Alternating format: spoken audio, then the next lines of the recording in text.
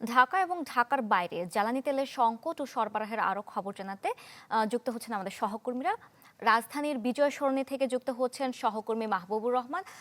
মাহবুব, বিজয় সরণিতে পাম্পের তেলের সরবরাহ কেমন দেখছেন? ক্রেতারা কি তাদের চাহিদা অনুযায়ী তেল পাচ্ছেন কিনা আমাদের জানাবেন।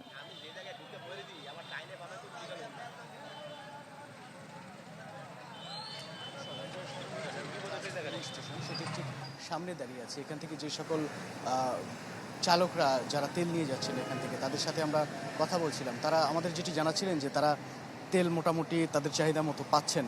তবে এখানে যে একটি দীর্ঘ লাইন রয়েছে, আজকে যারা তেল পাচ্ছেন এই মুহূর্তে, এখন 9টা বাজে, সকাল 9টা, এই মুহূর্তে যারা এই পাম্পের এখান থেকে যারা তেল নিচ্ছেন তারা আসলে 1 ঘন্টা 2 ঘন্টা বা 3 ঘন্টা 4 ঘন্টা আগে এখানে আসেননি। তারা গতকাল রাত 10টা 9টা 10টা থেকে তারা এখানে যে লম্বা সিরিয়াল আছে এখানে, ঠিক সেই সিরিয়ালে তারা দাঁড়িয়েছেন এবং তারা পর্যায়ক্রমে এখন তারা তেল পাচ্ছেন।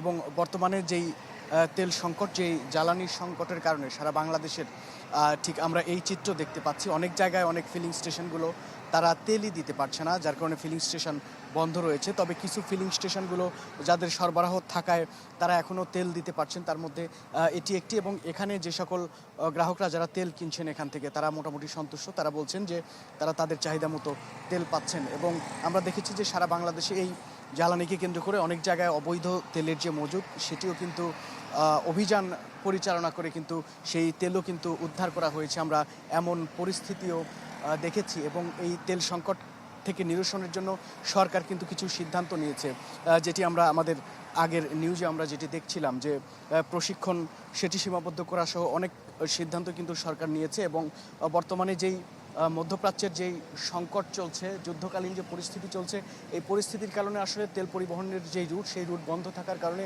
সারা পৃথিবীব্যাপী যে তেলের যে সংকট, যে জ্বালানির সংকট, সেই সংকটেরই একটি অংশ আমরা এটি দেখছি। এবং বিশ্বের যে সকল জ্বালানি বিশেষজ্ঞ রয়েছে তারা যে এটিকে আসলে 1970 সালের যে তেলের যে সংকট, সেটির সাথে অনেকে মাহবুব, আপনাকে ধন্যবাদ। দর্শক, এখন আমরা চলে যাব ভোলায় আছেন আমাদের সহকর্মী এইচ.এম. জাকির। জাকির, আপনার পেছনে দেখছি যানবাহনের দীর্ঘ লাইন। ক্রেতারা কি বলছেন? তেল সরবরাহকে ওনারা পাচ্ছেন কিনা চাহিদা মতন? সময়ের সাথে সাথে দেখা দেয় নিত্য নতুন প্রয়োজন। রেডি থাকতে হয় প্রতি মুহূর্ত। তাই এলো ইনোভার, যেন আপনি লাইফে থাকেন রেডি প্রতিদিন। Innova, designed for now.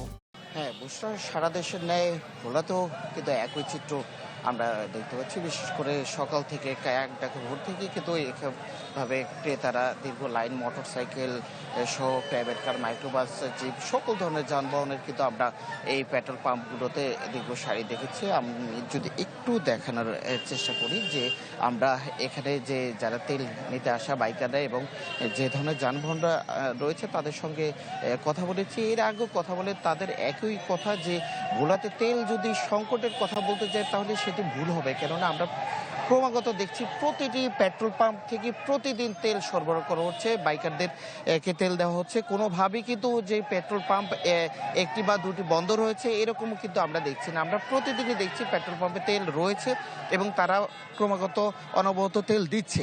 তাহলে সেই তেল যেহেতু কোনো সংকট নেই, তেল নিতে পারছে, তাতে করে বাইকাররা বলছে যে তারা যদি এই তেলটি এইভাবে পেট্রোল পাম্প থেকে দীর্ঘ লাইন দিয়ে তেল না নিয়ে যদি খুচরা বাজারও সরকার সেভাবে নিয়ম করে খুচরা বাজারও তেল দেওয়া হতো, তাতে করে এই যে দু একটি পেট্রোল পাম্পে এইভাবে হাজার হাজার বাইকারদের ঘন্টার পর ঘন্টা অপেক্ষা করে লাইনে দাঁড়িয়ে তেল নিতে হতো না, এই বিড়ম্বনায় পড়তে হতো না।